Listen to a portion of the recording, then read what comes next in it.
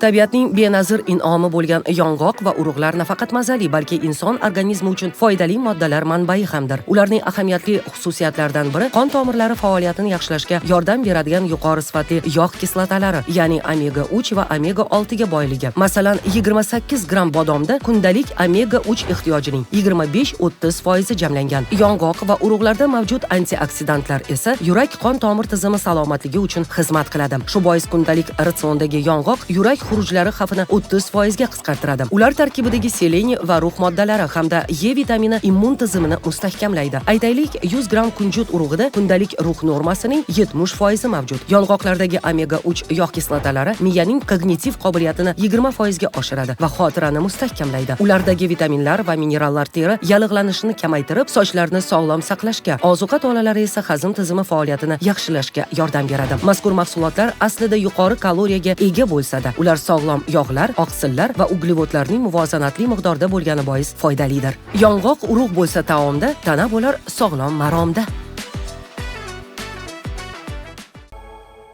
Nima uchun mutaxassislar hayvon oqsili o'rniga o'simlik oqsillarini iste'mol qilishni tavsiya qiladilar? Aniqlanishicha, ratsionda o'simlik oqsillarining ko'payishi qon bosimini tushirib, yurak xastaliklari xavfini 20% ga kamayishiga yordam beradi. Masalan, soya yoki loviya kundalik ratsionda 50 gram miqdorida iste'mol qilinsa, xolesterin darajasini 15% ga tushirish isbotlangan. Bunday oqsillar to'yimli va kaloriyasi past bo'lgani tufayli ortiqcha vaznni kamaytirishga ham ko'maklashadi. Ushbu moddalar iste'molini 30% ga ko'paytirgan odamlarda vazn yo'qotish ko'rsatkichi nisbatan 15% ga baland bo'ladi. Mosh yoki loviya kabi dukkakliklar qondagi qandni nazorat qilish va insulin ta'sirchanligini oshirish qobiliyatiga ega. Ular tarkibida ko'p bo'lgan ozuqa tolalari esa hazm tizimi faoliyatini yaxshilaydi. O'simlik oqsillarida shuningdek kerakli minerallar va vitaminlar mavjud. Birgina soyada kalsiy, temir va magniy moddalari bisyor bo'lib, ular suyaklar mustahkamligini ta'minlaydi hamda qon hujayralari shakllanishiga xizmat qiladi. O'simlikning oqsili sog'lom tanlov mahsuli. Dengiz balig'i tabiatning asl mo'jizasi bo'lib, salomatlikni mustahkamlash va uzoq umr ko'rish uchun juda katta ahamiyatga ega. Uning tarkibida omega 3 yog' kislotasi mo'l bo'lib, ular yurak faoliyatini yaxshilashga xizmat qiladi. Masalan, 100 gram lososda infarkt xavfini 30% ga kamaytiruvchi 2 gram atrofida omega 3 yog' kislotasi mavjud. Bu turdagi baliqlar inson qonidagi yomon xolesterinni kamaytiradi va qon aylanishini yaxshilaydi.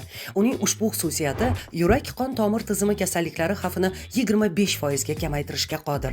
Dengiz balig'idagi to'yinmagan yog' kislotasi bosh miyaning to'laqonli ishlashi, ayniqsa bolalarning ruhiy rivojlanishi va kattalarda xotirani mustahkamlash uchun juda zarur.